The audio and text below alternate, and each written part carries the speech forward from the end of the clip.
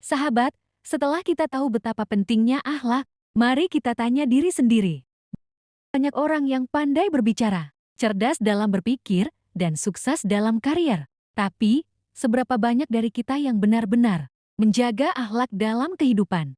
Sehari-hari, akhlak bukan sekadar tentang sopan santun. Akhlak adalah cerminan iman. Rasulullah Shallallahu Alaihi Wasallam bersabda, "Sesungguhnya aku diutus untuk menyempurnakan akhlak yang mulia." Bayangkan, misi utama Nabi Muhammad Shallallahu Alaihi Wasallam adalah membentuk akhlak umat manusia. Akhlak yang baik itu sederhana, jujur dalam berkata, amanah dalam perbuatan, rendah hati dalam bersikap, sabar menghadapi ujian, dan mudah memaafkan. Tapi justru hal-hal sederhana inilah yang sering kita lupakan.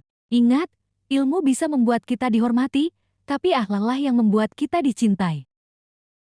Sahabat, setelah kita tahu betapa pentingnya akhlak, mari kita tanya diri sendiri. Bagaimana sebenarnya akhlak kita hari ini? Apakah kita sudah jujur dalam setiap perkataan? Apakah kita sudah sabar saat diuji? Atau justru kita sering marah-marah di rumah, berkata kasar, dan merasa benar sendiri? Lalu, coba lihat keluarga kita, anak-anak kita, pasangan kita, bahkan orang tua kita, apakah mereka merasakan ketenangan saat bersama kita? Apakah mereka ikut tumbuh dengan akhlak yang baik? Atau justru meniru sikap-sikap buruk yang kita perlihatkan tanpa sadar? Karena sahabat, akhlak itu menular. Kalau kita ingin keluarga kita punya akhlak yang baik, maka kita harus mulai duluan. Lalu, bagaimana cara mengajarkan akhlak yang baik kepada keluarga? Berikut beberapa langkah sederhana yang bisa kita lakukan. Pertama, jadilah teladan. Anak tidak akan meniru perkataan kita, mereka meniru perbuatan kita. Kedua, banyakkan mendoakan. Doa adalah senjata orang beriman.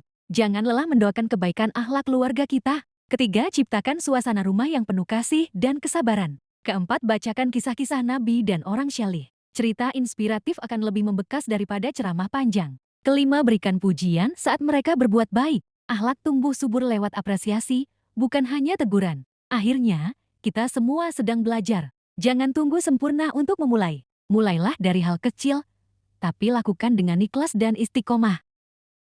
Tadi kita udah bahas soal pentingnya ngajarin dan jadi contoh akhlak yang baik. Tapi ya gitu, kadang realitanya nggak semudah itu. Ya, udah capek-capek bersikap baik, dibalas dengan sikap nyebelin. Udah senyum, malah disambut jutek. Udah sabar, malah disangka lemah. Nah, di titik ini nih yang sering bikin kita mikir, lalu gimana dong? Saat kita dihadapkan sama akhlak buruk orang lain, tenang, kita bahas pelan-pelan ya. Karena justru disitulah kualitas akhlak kita diuji. Walau kelihatannya simpel, menahan emosi, membalas buruk dengan baik, dan menjaga akhlak di tengah ujian itu bukan perkara mudah. Dan seringkali, yang paling sulit bukan memperbaiki orang lain, tapi mengontrol diri sendiri. Jadi, sebelum kita sibuk menuntut orang lain berubah, mari kita latih hati kita untuk tetap lembut, sabar, dan ikhlas. Karena sejatinya, akhlak mulia bukan tentang siapa yang paling sempurna, tapi siapa yang paling mampu memperbaiki dirinya. Di saat tergoda untuk menjadi buruk, teruslah belajar jati lebih baik, walau perlahan. Karena setiap langkah kecil menuju akhlak yang mulia, bernilai besar di sisi Allah. Dan kalau konten ini bermanfaat buat kamu, jangan lupa like, share ke teman-temanmu, dan subscribe ya, agar kita bisa terus belajar dan tumbuh bersama di jalan kebaikan. Sampai jumpa di konten selanjutnya, insya Allah. Yal, betapa malunya aku saat aku berputus asa. Karina dok, belum, engkau jawab. Aku terlalu cepat kecewa, seolah meragukan keadilanmu.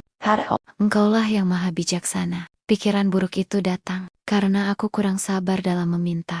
Aku sadar, aku tak punya kuasa untuk memaksakan kehendakku. Sedangkan, engkau selalu memberi, tanpa lelah, tanpa pamrih. Betapa egoisnya aku, selalu meminta, tapi lupa bersyukur.